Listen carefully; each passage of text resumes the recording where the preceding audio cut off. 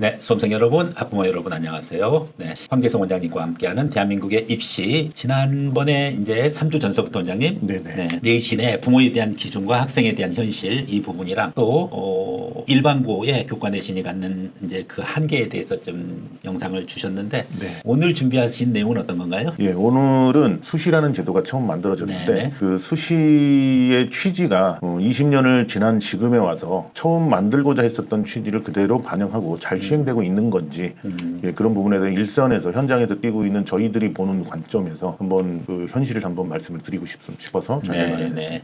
수시제도, 네, 이제 최근에 좀 작고하신 이해찬 총리님이 교육부 장관 있을 때 이제 시작이 됐고요. 네. 그리고 그 이후에는 입학사정관 예. 전형이라는 것이 있었고요. 입학사정관 전형이 이제 바뀌어서 학생부 종합전형으로 이렇게 변형이 됐습니다. 거기와 더불어서 수시의 가장 큰 쌍벽은 아무래도 학종이랑 학생부 교과 이 예. 두 가지가 있고 학생부 교과는 당연하지만 학생부 종합에서도 가장 핵심적인 부분이 이제 교과 내신이긴 한데 그렇죠. 그 부분에 대해서 학생부 전형의 숨겨진 현실 이 타이틀을 가지고 오늘 황 원장님과 같이 하겠습니다.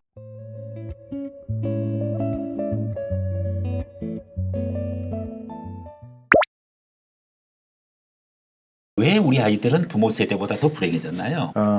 사실 부모님 세대는 학력고사나 아니면은 수능 초창기까지만 해도 그냥 불특정 다수와 내 공부를 하고 경쟁을 하는 그런 뭐 일종의 절대평가 비슷한 느낌의 네네. 그런 공부였는데 네. 지금은 학생들이 같은 반에 있는 학생들을 이겨야만 보이지 않는 적은 이제는 없고 내 옆에 있는 내 친구들이 나의 적이 되는 네, 그 친구들을 밟고 일어서지 못하면 내가 대학을 갈 수 없는 루저가 돼버리는 네. 이런 상황이 되고 그런데 그게 학교마다 또 현실이 다르잖아요. 네네. 그러니까 명문고등학교에서는 그 학생들을 밟고 일어서는 게 사실 굉장히 어려운 일이다 보니 그 학생들은 굉장히 불행해져 가고 있는 그런 현실이 발생하더라는 거죠.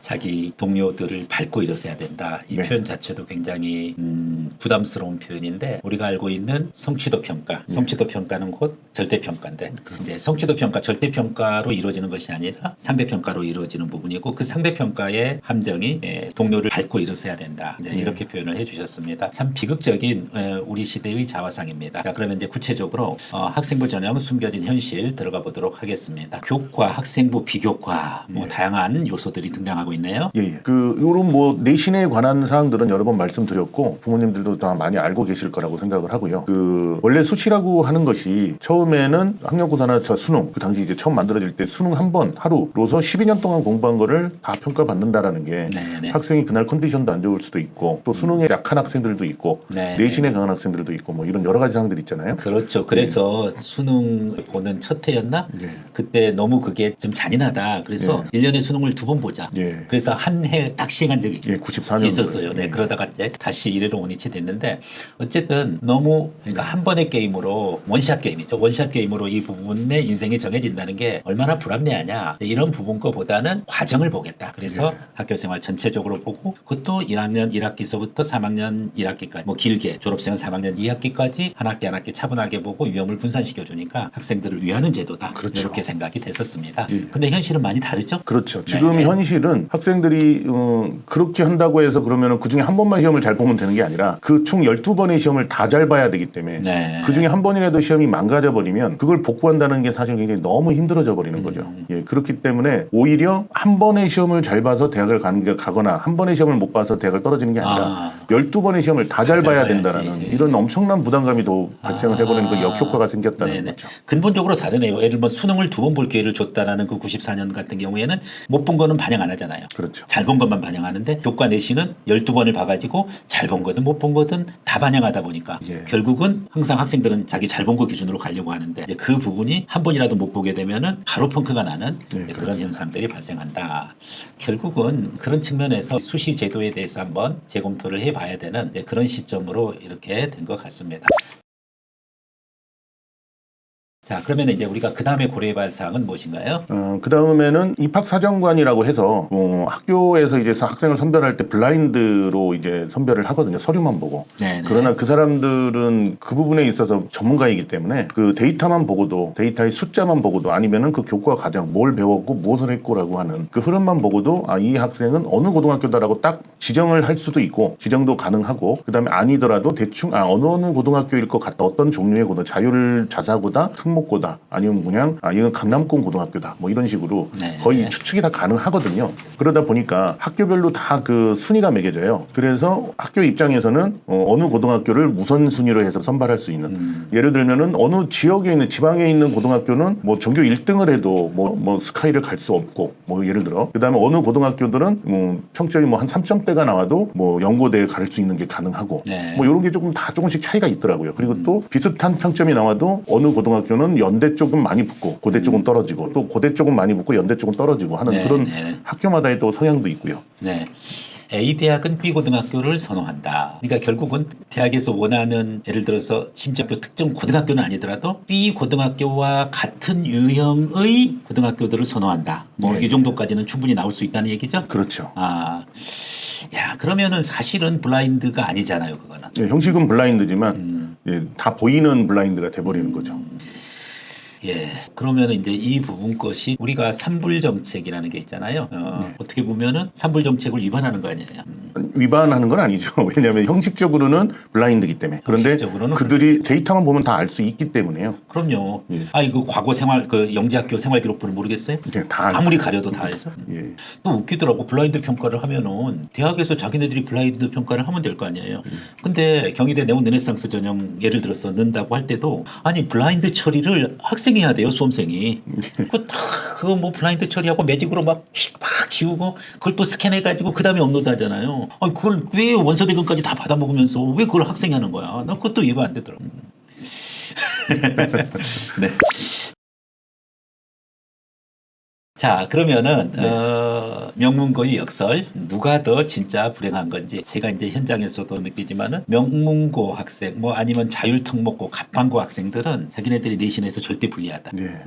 자기가 그냥 일반고 갔으면은 전교에서 날 텐데 내가 무슨 특목고 와서 자율고 와서 거의 뭐 중간 이하도 못 가고 그 피해 의식이 굉장히 심하더라고요. 네. 근데 또 반대로 일반고 학생들은 있잖아요. 특히 부모님들도 그래요. 특목고만 우대해준다.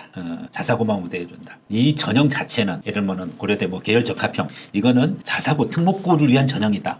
그 피해의식도 되게 커요. 둘 다 피해의식이 있는 것 같더라고요. 그렇죠. 네네. 자, 이전 부분 걸 어떻게 우리가 봐야 되나요? 사실 이 두 학교들은 지금 내신에서 굉장히 불이익을 받는 학교들이거든요. 그런데 자율고나 특목고 같은 경우에는 특별 전형으로 해서 그 학생들을 너희들 뽑아줄게 하고 하는 전형들이 있어요. 그래서 네네. 이제 특히 특목고들은 그렇게 해서 외고나 과학고, 영재고 학생들은 그렇게 많이 가게 되고. 네, 특기 자전형도 있고요. 그렇죠. 네네. 예. 자율고도 그런 부분인데 자율고는 이제 그런 혜택은 좀 덜한 것 같아요. 근데 다만 제가 자율고 특목고를 묶은 이유는 요 학교 학생들은 자신들이 중학교 때 노력했었던 초중학교 때 목표를 갖고 노력했었던 걸 성취한 학생들이라 그런지 몰라도 이 학생들은 되게 행복 지수가 높더라고요. 네. 예, 그 학생들이 성적이 낮아도 내신이 낮아도 내가 이 학교를 다닌다라고 하는 자부심도 있고 예, 그 친구들 사이에서도 우리 친구들 애들이 너무 좋아요라고 하면서 애들이 굉장히 밝아요. 예, 근데 그런데 비해서 이 갑반고 학생들은 네네. 본인이 중학교 때부터 뭐 어떤 노력을 해서 간 게 아니라 네. 그냥 자기는 대학을 가고 싶은데 뭐 예를 들면 의대를 가고 싶다, 스카이를 가고 싶다 하는 목표를 네. 갖고서 그런데 그 과정 속에 내가 여기를 거쳐가는 과정이다라고 생각을 하기 때문에 어떤 특별한 무슨 그런 소속감 이런 것보다도 그냥 대학을 가는 수단이다 이런 느낌이 강한 것 같더라고요. 그래서 그런지 이 학교 학생들은 그렇게 내신이 안 좋은 학생들은 거의 뭐 굉장히 절망적인 상태로 다니게 되고 네네. 그 다음에 내신이 좋더라도 그렇게 뭐 행복해 보이지는 않더라고요. 그냥 대학을 가기 위한 과정일 뿐이다라는 그런 느낌이 많더라는 거예요. 그에 비해서 오히려 그냥 일반고 학생들은 의외로 거기는 또 대학에 대한 스트레스가 애들이 없어요. 그러니까 어느 좋은 대학을 가야겠다 이런 스트레스가 없어서 그 학생들은 성적은 안 좋지만 굉장히 밝더라고요. 학생들이 학교 생활을 굉장히 즐겁게 하고 네네네. 예, 공부에 대한 스트레스는 없는데 그렇다고 또 대학에 대한 어떤 특별한 목표 의식이나 이런 것도 없고 대학 못 가면 뭐 그냥 뭐 딴 거 하지 이런 식으로 생각을 해서 그런지 굉장히 밝은 경향이 있더라고요. 네. 그러면은 우리가 이제 고등학생의 학교 유형별 스트레스 지수 이걸 하면은 가장 스트레스 지수가 심할 수 있는 데가 갓반고. 예. 네. 그 다음에는 일반고가 네, 될 수도 있고. 일반고일 것 같고 자율특목고는 굉장히 좀 자율특목고는 높아요. 행복 지수가. 근데 자율특목고도 6등급 이하 학생들 지금 5등급 제재에서는 3등급 이하 학생들은 예. 얘네들도 스트레스 꽤 있던데요. 예. 근데 그 학생들의 네네. 스트레스는 대학에 대한 스트레스지만 학교에 대한 스트레스는 저는 굉장히 좀 자부심들은 있는 것 같아요. 예. 네네네네네.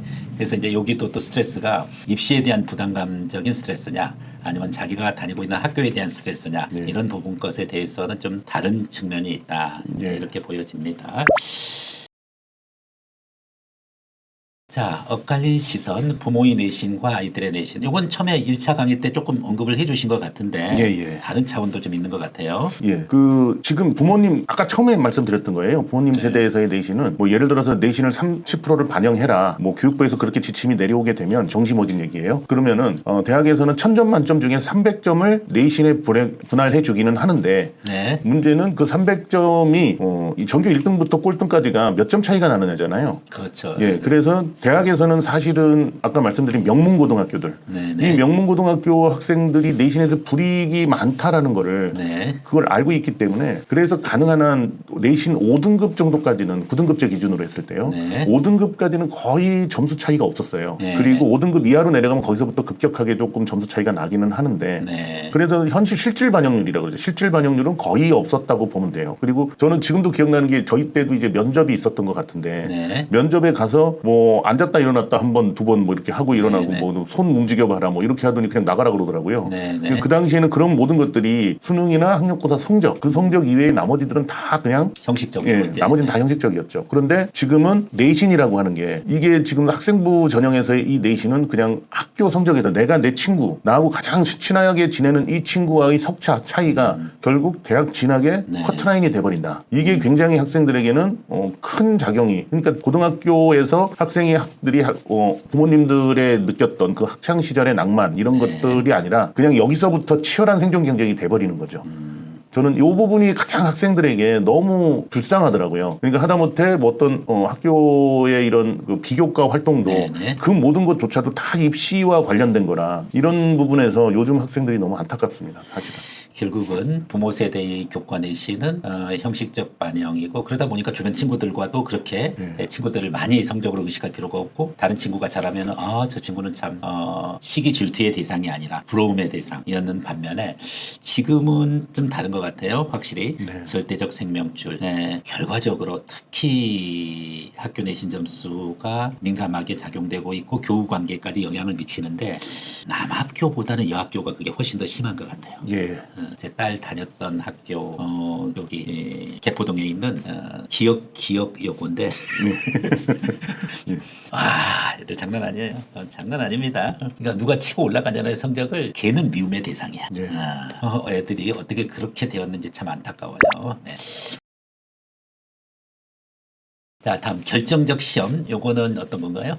이거는 그러니까 결국 대학을 가는데 그 당시에는 학력고사라든지 수능이라고 하는 딱 그냥 그 시험으로 보면 되니까 나머지를 생각할 게 없었는데 지금은 이 12번의 시험, 물론 이제 고등학교 3학년 2학기는 뺀다고 쳐도 10번의 시험이 이게 결국 10번의 수능이라는 얘기가 되고 그 10번 중에서 한 번만 잘 보면 되는 게 아니라 10번을 다 잘 봐야 되고 이런 학생들에 대한 부담, 그리고 그중에 한 번이라도 실패를 하게 되면 어느 순간에 그 한 번 시험을 못 봤다든가 공부를 안 했을 때 그 이후로 학생들이 느끼는 그 패배감은 저는 그게 아마 40대의 부모들이 명예퇴직당하는 그런 느낌이지 않을까라는 생각이 들거든요.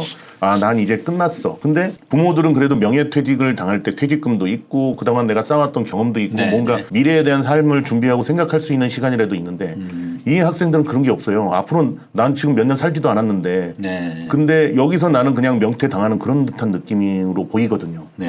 예, 그럼 이제 내 인생 끝났어. 이렇게 되고 제 아들도 그런 얘기를 하더라고요. 아빠 나 인생 끝난 것 같아요. 그런 얘기를 하더라고요. 결국은 결정적 시험이 전국 단위의 모의고사 부분이 있는데 모의고사는 그야말로 이름이 모의고사니까 뭐 모의로 이제 봐볼 수도 있는 부분인데 단 한 번의 수능 여기가 결정적 시험이고요. 물론 이제 뭐 모의고사가 잘 나와야지 수능도 잘 나오겠지만 학생들은 매번의 중간 기말고사가 곧 수능이고 그 부분이 결정력을 좌우한다. 한 번 수능 보기도 어려운데 12번을 봐야 되니 그렇죠. 경쟁의 대상도 전혀 다르네요. 이거 뭐 말씀드렸던 대로 그냥 아무도 모르는 사람들이기 때문에 결국은 내가 공부한 양만큼 그걸 가지고서 얻는 나의 성적이라고 그렇게 생각하면 되는데 여기는 정말 치열한 내 옆에 친구들을 이기고 올라가야 되는 정말로 죽음의 레이스인 거죠. 네네. 자, 결국은 12번인가요? 수능이. 10번이라고 보면 되겠죠. 10번. 예, 재수를 하게 되는 경우 이제 3학년 2학기까지 들어가지만 네. 3학년 이제 고3 때는 1학기까지니까 네, 10번이 되겠죠. 네. 단 한 번의 실수도 용납되지 않는 출애 부분이네요. 네.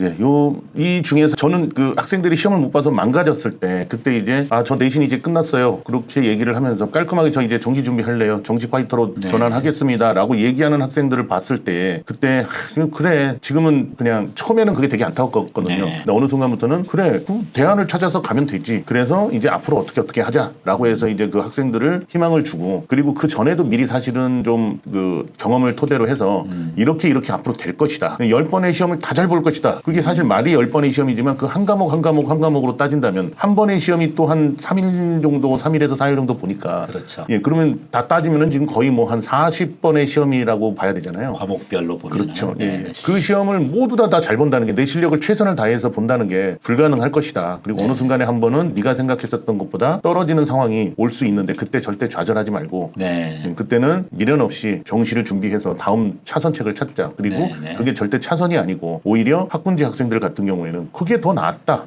그걸로 갈 수 있는 게 훨씬 더 좋은 방향인데 너희들이 지금 잘못 선택을 하고 있는 것이다라고 오히려 그게 더 최선이다라고 이제 그런 식으로 많이 미리 이제 얘기를 해 놓죠.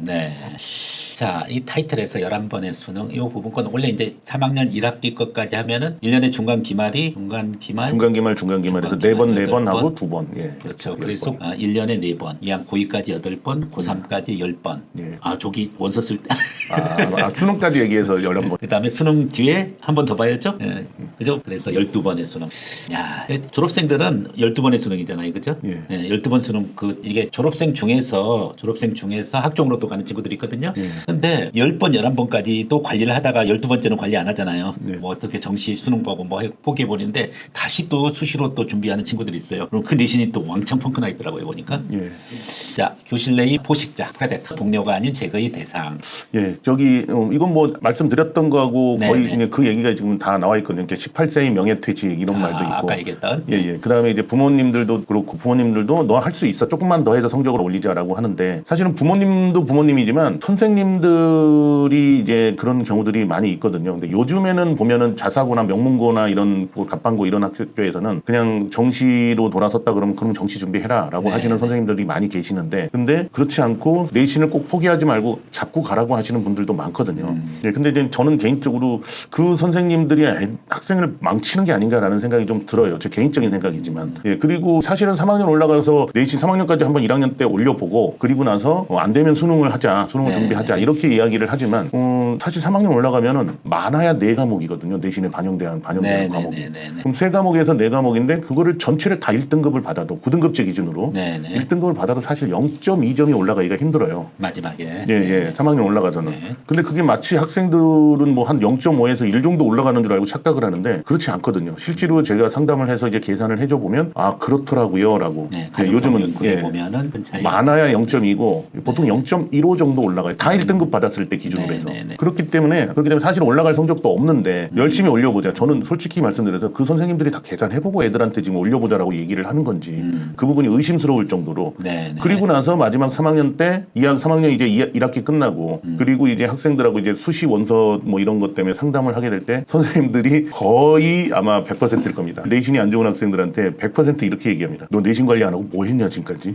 거의 그렇게 얘기를 하거든요. 그럼 이제부터 수능 준비를 하냐? 그럼 그때부터 애들이 무슨 수능 준비가 되겠습니까? 그건 재수하라는 소리죠. 저는 그래서 이런 상황들 물론 다 그렇다는 게 아니라 요즘에는 많은 그 갑반고나 그 명문고에서는 수능 준비를 시키는데 그렇지 않은 학교들도 아니면 그렇지 않은 선생님들도 많이 계시더라는 거예요. 특히 특목고 같은 과학고 고등학교 같은 경우가 굉장히 좀 심하고 끝까지 내신을 붙잡고 있으라고 하는 그런 성향들이 좀 있고 근데 자사고나 이제 그 갑반고 같은 경우는 좀 많이 놔주는 편이기는 하고요. 그래서 이 학생들이 올라가면서 3학년 올라가면서 이 받는 고통 도태되는 그 고통들 이게 좀 저는 너무 안타깝다는 말씀을 드리는 거예요.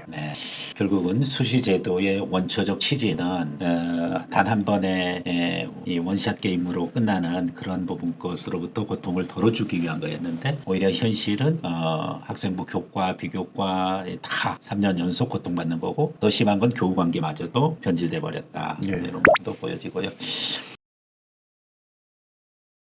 비교과 활동 마찬가지고요. 예. 네. 그러니까 그때 처음 취지는 그거였죠. 예를 들면 뭐 하나만 잘해도 대학 간다. 네. 애들에게 좀 공부에서 좀 공부의 부담을 덜어주자라는 거였고, 그리고 꼭 수능을 잘 보지 않더라도 네. 그리고 학교 시험만 잘 봐도 대학 갈 수 있다. 그게 이제 학생부 교과였고, 그 다음에 학생부 종합 같은 걸로 해서 뭐 한때 그런 게 한 유명했었잖아요. 그 뭐 춤만 댄스만 잘해도 대학 갈 수 있다. 네. 뭐 뭘로 어디를 갔다, 어느 대학을 갔다, 막 이런 게 한때 초창기 수시 때는 유행을 했었는데, 지금은 그게 아니라 점점 시대가 흐르면서 그것도 잘하고 뭘로 뭐에서 어느 구름에서 비 내릴지 모르니까 이것도 잘해야 되고 저것도 잘해야 되고 하는 네. 이 사실 뭐 엄마들의 욕심인데 이걸 또 욕하기도 그래요. 엄마들 입장에서는 당연한 거니까 그런 욕심이 생기는 게. 그러다 보니까 학생들이 종합전형이라는 거에 대해서 너무나 힘들어지고, 그 다음에 논술이라는 건 나는 다른 과목 못해 수학만 잘해, 나는 과학만 잘해, 그러면 논술로 대학을 가라. 그렇게 해서 학생들의 자기가 잘하는 성질을 살려주자라고 했는데, 그게 나중에 가서는 논술도 잘해야 된다. 그래서 죽음의 트라이앵글이 돼버린 거죠. 그 변질된 이 지금 수시 제도 이거를 저는 크게 수정을 하지 않으면 안 될 것 같은 생각이 들고, 그래서 결론은 제 생각은 이 수시 제도가 있는 한 학생들의 이 학교를 다니면서 느끼는 이 고통은 사라지기가 힘들지 않을까. 그래서 저는 수시 제도를 폐지했으면 좋겠다. 아니면 원래의 취지를 최대한 살리는 게 좋지 않을까. 예, 저는 그렇게 생각을 하고, 그래서 정시가 많이 늘어나야 되지 않느냐라고 저는 생각을 합니다. 개인적으로.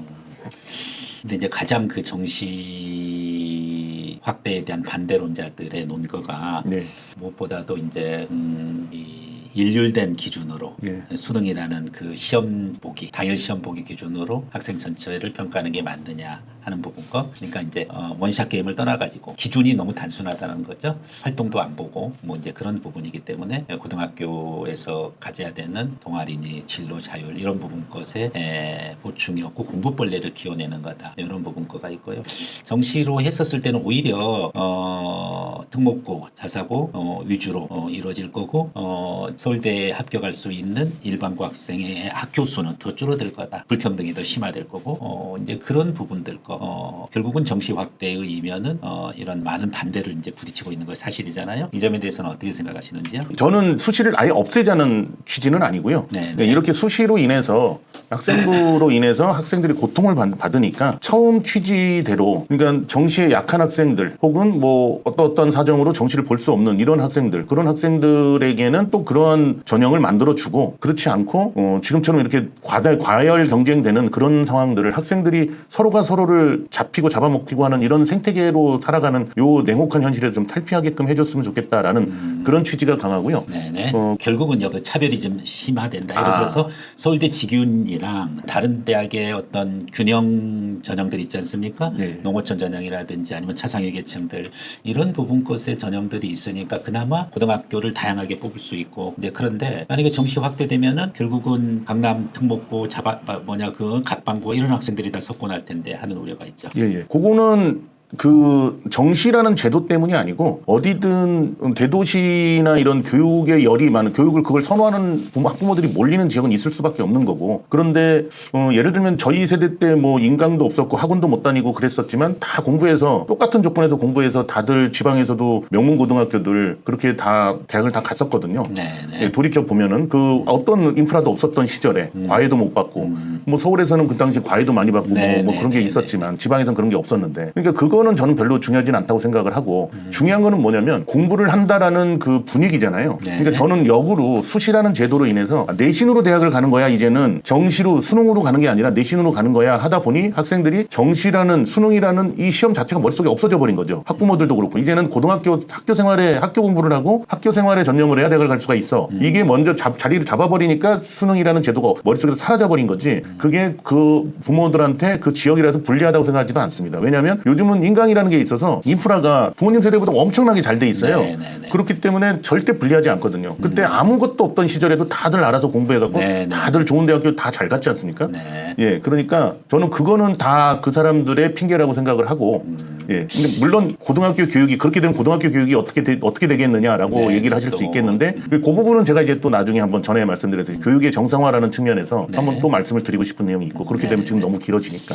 일단은 우선적으로 그 반대로 지금 그렇게 수시를 지금 많이 확대해 놨는데 결국은 나보다 중학교 때 못했던 친구가 네. 걔는 서울대 가고 나는 그렇지 못하고 그런 이제 역차별의 문제가 있었고요. 두 번째 사실은 과거에는 좀 오히려 차별이 있을 수도 있었어요. 그래서 논 팔고 소 팔고 해서 보내는 부분이 있는데 지금 뭐 농어촌 특별 전형한다고 하면은 그 마세라티 타고 오더라고요 아빠가. 상담받는데 그러니까 과거에는 지역의 어떤 차이가 있어가지고 그 부분에 대해서 차별을 받았는데 왜 그걸 현재 보상해 주느냐의 시대적인 차이가 있고요. 그래서 대상의 차이도 있어요. 대상의 차이는 과거에는 개인들이 어떤 노력을 기준으로 하는데 지역에 산다고 그래서 집단에다가 보상해 주는 문제가 있고요. 무엇보다도 결국은 결과적으로 대학은 우수한 학생을 뽑지 못한다는 부분이니까 효율성이 한계가 있고 그래서 수시를 반대하는 사람들은 주로 이제 지금 네 가지예요. 실력이 있는 학생에 대한 역차별, 그다음에 과거 차별을 현대 보상해 주는 제도가 수시 제도다. 그때 보상은 못 해줬잖아요. 왜 지금 와서 보상해 주느냐? 이런 시대적 차이, 대상의 차이, 효율성의 문제 이렇게 얘기를 하고 있는데 원장님이 생각하기에 그 좀 적절한 수시 정시 비율은 대충 어느 정도예요? 지금 현재는 전국 대학으로 보면은 수시 비중이 월등하게 높고요. 서울권의 주요 15개 대학을 보면은 정시 비중이 의무적으로 채워져야 되는 게 있어요. 그런 측면에서 정시 비중이 꽤 됩니다. 한 40% 가까이 되는 걸로 알고 있는데 어떻게 보시는지요? 저는 솔직히 말씀을 드리면 그 학군지 학생들은 지금 한 40% 그러니까 지금 서울 시내 명문 네. 대학들이 한 35%에서 40% 정도 아마 모집을 할 거예요. 정시로 모집. 네네. 예. 그래서 이 30%에서 45% 정도 되는 학생들은 이 학군지 지역 학생들을 위한 전형이다라고 저는 그렇게 보여요. 그래서 오히려 지금 정시를 선택하는 게 그 학생들에게 굉장히 유리합니다. 네네. 그러니까 유리하다는 게 뭐냐면 정시를 지금 확대해 버리면은 전국에 있는 고등학생들이 다 이 정시로 몰릴 거예요. 오히려. 예. 네. 그런데 그렇지 않고 지금은 학생들 얘네들이 지금 솔직히 말씀드리면 엉뚱한 데 가서 남의 집 잔치에 가서 거기서 들러리를 하고 있거든요. 네. 거기는 너희들을 위한 전형이 아니야. 그렇게 제가 늘 항상 얘기를 하거든요. 거기는 네. 너희들 잔치가 아니라 너희들 잔치는 정시야. 왜 여기 넓은 문을 놔두고 아니 이 30%가 특별한 몇 개 지역에만 유리한 그 전형인데 왜 그 남의 집 잔치에 가서 거기서 그 들러리 하고 있느냐라는 생각이 드는데 어차피 내신 경쟁력 못 따라갈 텐데. 예. 그러니까 그 훨씬 더 유리하다고 보이는데 근데 원장님께서 말씀하신 그렇다면은 전체적으로 전국적으로 봤을 때 그랬을 때 그럼 이 학생들이 정시를 어느 정도 모집해야 되는 게 맞다고 생각하느냐라고 하면은 저는 50-60% 정도를 정시로 모집을 해주고 네네. 그리고 사실은 이 수능이라는 제도에 적응이 안 되는 학생들도 상당히 많거든요. 네네. 그러니까 그런 학생들을 한 40%에서 50% 정도를 채울 수 있는 그런 예전에 처음 취지로서 네네. 예, 최초의 취지로서 그렇게 해서 그 학생들을 뽑아줄 수 있으면 저는 그러면 아주 좋은 제도가 되지 않을까라는 생각은 들어요. 실질적으로 지금 현재 특히 좀 지역으로 지방으로 갈수록 수능 정시보다는 수시로 더구나 이제 수시에서 일단은 선점을 해야지만 그나마 정원을 채울 수 있는 그런 대학들도 있다 보니까 뭐 많으면 80%가 수시, 20% 정시로는 아예 안 뽑는 대학들도 있어요. 예. 네네. 그런 부분 것을 좀 시정되어져야 되지 않을까. 그것이 바로 교육 정상화고 그것이 황 원장님이 생각하는 정시 확대의 불가피성이다. 수시 자체의 제도를 부인하는 것이 아니라 수시에 맞는 학생들은 그 제도를 이용을 하는데 지금 수시가 마치 입시의 전체 비중인 것으로 착각하고 또 부모들도 그렇고 학생들도 고등학교 입학하면은 당연히 내신부터 챙겨야지 하는 어차피 안 되는 부분 거에 대해서 학생을 몰아넣는 그런 입시지도 이것이 갖는 부작용들이 많다는 것을 지적을 해줬습니다. 원장님. 마지막으로 학생이 와서 진짜 이거는 너무나 많이 듣는 사례인데 서울권에 있는 3점대 초중반 학생이 등록 자사고도 좀 비슷해요. 갑방고 스타일이니까. 요즘으로 따지면 또 거기에다가 또 뭐 나누기 얼마 해야 되죠? 그러면 예를 들어서 5등급 체제에 2등급 중반 정도의 학생이 왔어요. 그런데 교과 내신으로 제가 더 준비를 해야 될까요? 수능 중심으로 해야 될까요? 그를 좀 상담 좀 해주세요. 하면 어떻게 코칭하시겠습니까? 저는 무조건 수능을 준비하라고 얘기를 하겠습니다. 내신 그래도 조금 했잖아요. 저는 2점대 좀 아까운데요. 2점대 좀 잘한 건 아니지만은. 예. 이번에 제가 최근에 이제 상담한 학생 중에 재수생이었는데 그 경기도권의 신도시였어요. 네. 신도시 고등학교 학생이었는데 400명 중에 20등을 했대요. 네. 전교 20등. 네. 그리고 내신이 1.8 정도 나왔다라고 하더라고요. 이 학생이 중대랑 중앙대랑 건대랑 뭐 이렇게 썼는데 다 떨어졌다고 그러더라고요. 학종으로 예, 1.8 정도가 나왔었는데. 네네. 아유 건대 이제 건대 KU 자기 추천 그다음에 이제 중앙대 뭐 다빈치나 그다음에 탐구형으로 이렇게 썼던 걸로 보이는데 예.